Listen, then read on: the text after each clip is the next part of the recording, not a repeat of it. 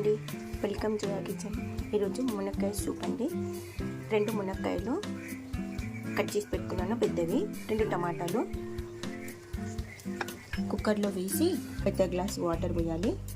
5 విజిల్లు వచ్చే వరకు మూత పెట్టి కొద్దిగా ఉప్పు వేయాలండి. మూత పెట్టి 5 విజిల్ల కోసం వెయిట్ చేద్దాము.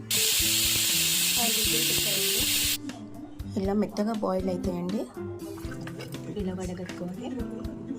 తర్వాత ఇలా మొత్తము గుజ్జు తీసుకోవాలండి, డ్రమ్ స్టిక్ది.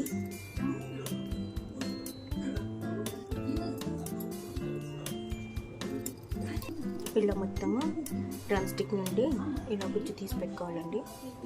బాయిల్ చేసిన మునక్కాయల గుజ్జు, టమాటా గుజ్జును మిక్సీ చేయాలి.